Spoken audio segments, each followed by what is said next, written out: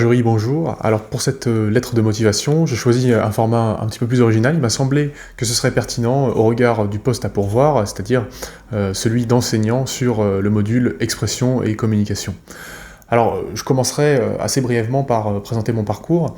Donc moi, je suis issu d'une formation à l'Institut d'études politiques de Lille. Lorsque j'étais en master, je me suis spécialisé dans un master d'enseignement-recherche en philosophie politique. Après quoi, j'ai fait un passage d'environ 2 ans et demi dans le secteur privé, au poste de commercial. Et puis, comme j'avais un certain goût pour la transmission, je me suis aiguillé vers l'éducation nationale, où j'ai commencé à travailler en tant que contractuel au poste de professeur de lettres. Et puis, de fil en aiguille, j'ai été amené à passer le concours du CAPES, que j'ai obtenu l'année dernière.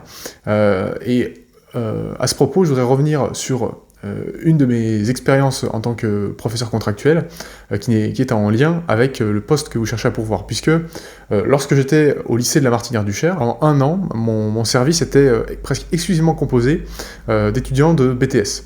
Donc répartis sur 2 modules, d'une part culture générale et expression, et de l'autre expression et communication. Alors je voudrais vous apporter un petit peu plus de précision sur la façon dont j'ai construit mon cours cette année, parce que je me suis rendu compte qu'il y avait de profondes affinités entre mon parcours, ma formation en sciences politiques d'une part, et l'enseignement de la culture générale de l'autre, pour plusieurs raisons. Déjà, une certaine approche transversale de la connaissance et une culture de l'interdisciplinarité, et puis aussi une culture de la compréhension de l'écrit, une culture écrite, je dirais, qui permet de ne pas se laisser désarçonner par une grande variété de documents différents, mais d'être capable, au contraire, d'aller sélectionner les informations dont on a besoin, y compris lorsqu'on est face à un document technique qui peut nous présenter des difficultés de compréhension. Donc comme j'étais animé par le souci de leur donner un enseignement qui soit véritablement pratique, mon cours type consistait à l'organisation d'un cas pratique avec un corpus de documents qui allait de la brochure de presse à la vidéo extraite d'un reportage, en confrontation également avec différents documents iconographiques ou tirés de l'histoire littéraire, le tout dans le but de leur permettre d'avoir matière à s'exprimer sur des grands sujets, des grands questionnements contemporains.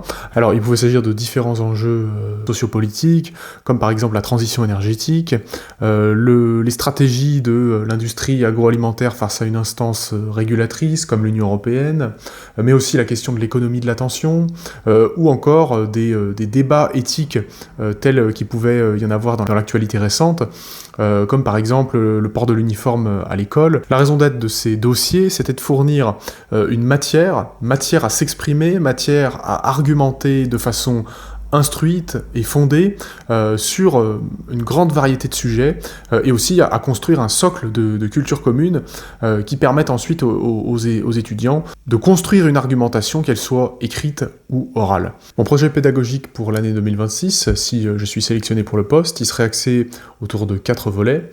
Premièrement, la construction d'une véritable aisance oratoire chez les étudiants à travers la pratique d'exercices rhétoriques et argumentatifs. Deuxièmement, une partie remédiation sur l'expression écrite et l'acquisition des méthodes de rédaction de documents professionnels. Ensuite, une introduction aux méthodes de création digitale, qui me semble être un atout de poids pour l'insertion sur le marché de l'emploi. Et enfin, une ouverture sur les questions contemporaines que j'évoquais précédemment. Si mon profil vous intéresse, je serais ravi de développer plus amplement ce projet pédagogique au cours d'un entretien avec vous.